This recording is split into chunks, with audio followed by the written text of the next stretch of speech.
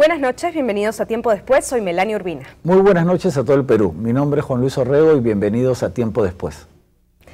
¿Existe la vida después de la muerte? Si nos portamos bien, nos vamos al cielo, si nos portamos mal, nos vamos al infierno, o regresamos acá al mundo con un nuevo cuerpo para tener una nueva oportunidad. Haremos un repaso sobre la idea de la muerte y la vida después de la muerte a través de la historia de las religiones, desde la antigüedad hasta nuestros días. En el programa de hoy, la vida después de la muerte.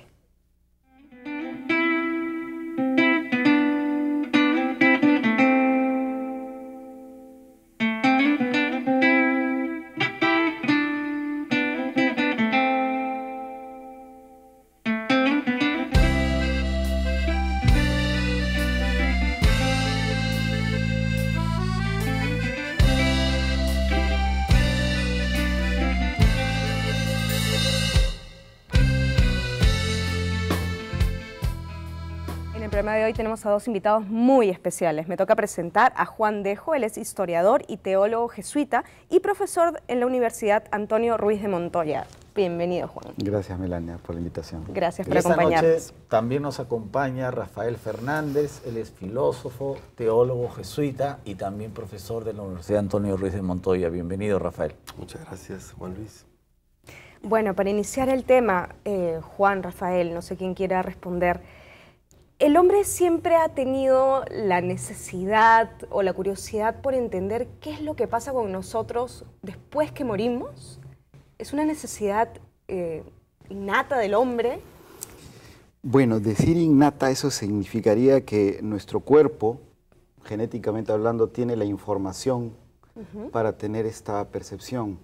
Eso últimamente está siendo estudiado por neurocientistas, pero históricamente hablando, desde el principio de la humanidad ha habido como una pregunta constante, me parece, ¿no? Por ejemplo, las primeras muestras artísticas que hay de la prehistoria, diríamos, que datan aproximadamente del año 40, 45.000 antes de Cristo, son muestras de figurillas antropomórficas que habrían servido como una visualización simbólica, diríamos, ¿no? Como una especie de símbolo que reflejaría esta pregunta por algo más allá de la vida, ¿no? Todas esas pinturas fabulosas que hay en las cuevas del hombre prehistórico reflejarían una tendencia a establecer rituales que conectarían con lo que llamamos otro mundo. Ese otro mundo entonces ha sido como en el imaginario del ser humano siempre constante, ¿no?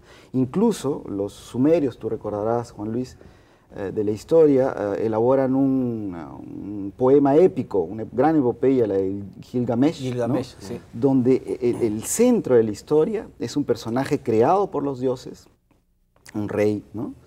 Y que pierde a una suerte de colaborador, por así decir, amigo suyo, y se espanta por la muerte de este amigo suyo y se enfrenta a la finitud de la existencia. Y comienza un largo recorrido hasta buscar una respuesta en otro personaje también mítico, ¿no? El personaje le dice que tiene que encontrar el árbol de la vida y se va en busca de este árbol de la vida. Al final aparece ahí una serpiente, la serpiente siempre en ese mundo oriental, del cercano oriente no era muy bien vista. Y la serpiente se queda con el secreto y al final Gilgamesh pierde esa posibilidad de la vida eterna, de la vida inmortal, y el poema termina un poco trágicamente, o sea, sometido a la muerte finalmente. Entonces, como que siempre está eso en todas las culturas, ¿no? Sí, de hecho, como... ¿Y por qué, Rafael, crees que aparece la pregunta? ¿Es para darle cierto sentido a nuestra vida aquí y ahora, a esta vida?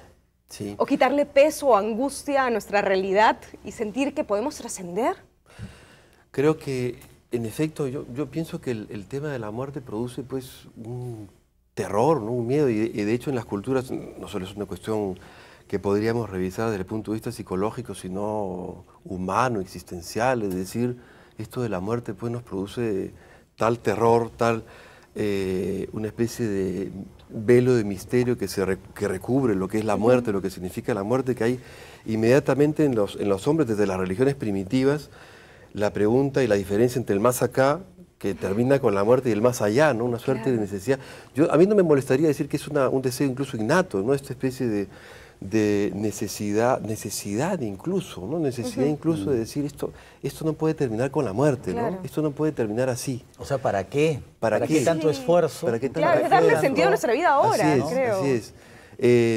Y bueno, de hecho, la pregunta por el más allá y de la muerte, más allá de la muerte, va a coincidir con la posibilidad de darle sentido a la existencia, ¿no? Es decir, la muerte asociada a la finitud, a la pequeñez del hombre, a la pequeñez y debilidad y fragilidad de todos los seres humanos, se asocia al mismo tiempo a la posibilidad de trascender y de darle sentido a la vida. Pero históricamente la angustia hacia la muerte ha sido la misma. Yo creo que el hombre actual se angustia con la idea de la muerte porque afortunadamente la ciencia, la medicina han prolongado nuestra vida. Hay más probabilidades de combatirla. En cambio, hace mucho tiempo, y no necesitas remontarte hasta los tiempos inmemoriales o a la antigüedad clásica, la muerte era un fenómeno pues más cotidiano, ¿no? Porque la gente se moría. Los niños se morían al nacer en su mayoría. Es decir, como la expectativa de vida era tan pobre en términos cuantitativos, cronológicos, es decir, tú tenías que estar preparado para la muerte todos los días. Así es. Hoy no estamos preparados para la muerte todos los días. O sea, la muerte llega y es una especie de tragedia si ocurre, por ejemplo, en una edad muy temprana, porque lo consideramos pues algo natural, antinatural, contra la historia. ¿Cómo es esto, Rafael? Bueno, ciertamente hay una... No se estaba pensando el tema de lo que se llama corrientemente la secularización, ¿no? Porque en efecto, antiguamente, claro, no sé, pues caía un rayo del cielo y la gente decía, los dioses están molestos, ¿no? No sé qué habremos hecho, ni siquiera sabemos qué ha pasado, ¿no? Bueno, la muerte también entra dentro de estos misterios de la vida cotidiana, ¿no? Entonces, la ciencia ciertamente va avanzando y va dando explicaciones que hoy día, bueno, obviamente a nadie se le ocurre pensar cuando cae un rayo que el dios está molesto, enojado, no sé qué cosas, ¿no? Entonces, la ciencia ha ido transformando nuestras preocupaciones y angustias primeras, ¿no? Es decir, las angustias de hoy no son las angustias de ayer. Lógico. Pero lo curioso es que a pesar de todo, alrededor de la muerte sigue habiendo angustia. Claro, ni siquiera la ciencia te puede dar una respuesta. Es una pregunta que no tiene respuesta. De alguna manera es opcional el creer lo que uno le trae más tranquilidad, digamos. Y eso seguramente abona a la idea de que antes la muerte era pública, ¿no? Como era algo tan cotidiano, la muerte era pública, o sea, la gente moría, no digo a vista y paciencia de todo el mundo, sino que como la gente estaba tan familiarizada con la muerte, decían, ya se va a morir, está agonizando, y todo el mundo era testigo de ese momento, ¿no? De ese trance. En cambio ahora la muerte, Juan, es un asunto bastante privado, ¿no? Alguien se esconde si está, o los mismos familiares lo protegen, lo aíslan, porque ya la muerte no es pública. Sí, eso tiene que ver un poco con lo que tú decías, Melania, también hace un rato, respecto del modo en que antiguamente, diríamos, la muerte se asumía y el correlato que eso tenía en el individuo que iba a morir. Es decir, uno estaba más preparado, entre comillas, preparado lo cuestionaría, pero digamos estaba como más habituado a eso, ¿no? Más desapegado a la vida, digamos. Diríamos que además el índice de mortandad era tan grande que si tú tenías 10 hijos te morían 8 y te quedaban 2. Entonces esa frecuencia era muy Claro, es la rápida, tragedia de ahora que muere un hijo y es... Claro, entonces eso a su vez estaba en relación con un tipo de asumir la vida, una manera de asumir la vida mucho más, diríamos, maduro. No te quedaba otra cosa, porque si ibas a llegar máximo a los 25, 30 años, porque ese era más o menos el promedio, en esa época nosotros hubiéramos ya sido ancianos. No tendríamos ni siquiera la apariencia que tenemos ahora, porque la vida era más dura. Los dientes se te caían para comenzar. Y a los 40 años la gente ya tenía apariencia de anciana, ¿no? Por supuesto, y eso tiene que ver con lo que pasa hoy día.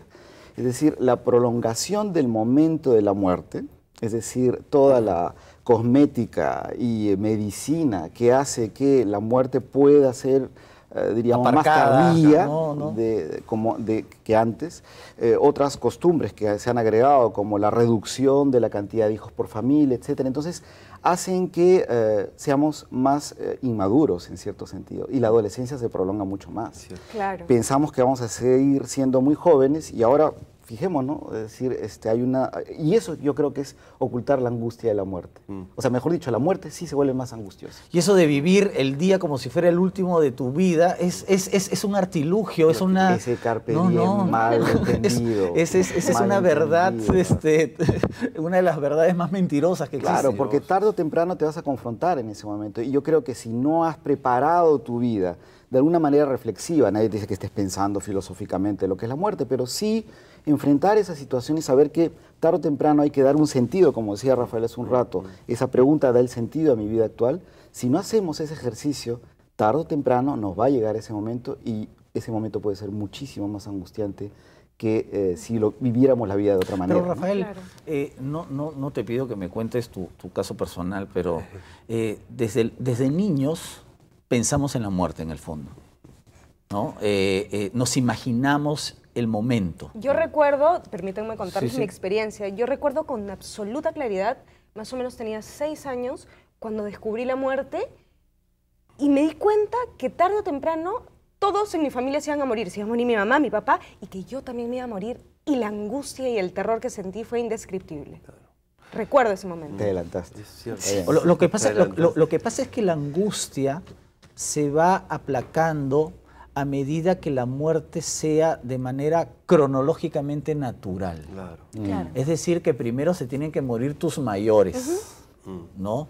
Yo creo que esa es la secuencia lógica de la muerte, ¿no?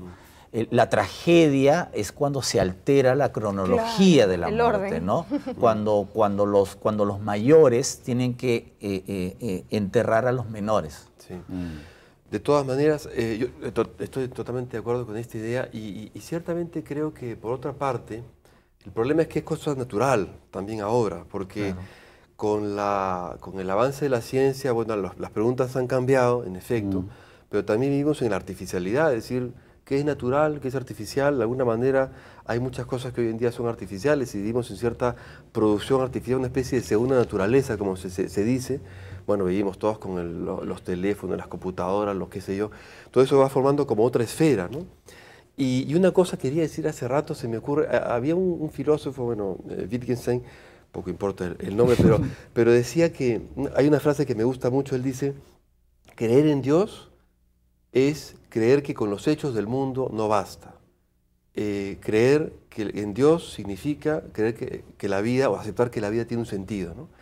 Entonces, de alguna manera, él descubre que la ciencia, en efecto, ha cubierto una serie de preguntas, pero como hemos dicho hoy, estamos de acuerdo, la angustia está allí, cambia de forma, cambia de manera, se manifiesta de otras maneras hoy en día, pero está ahí presente, ¿no? O sea, definitivamente es una pregunta que nos va a acompañar siempre.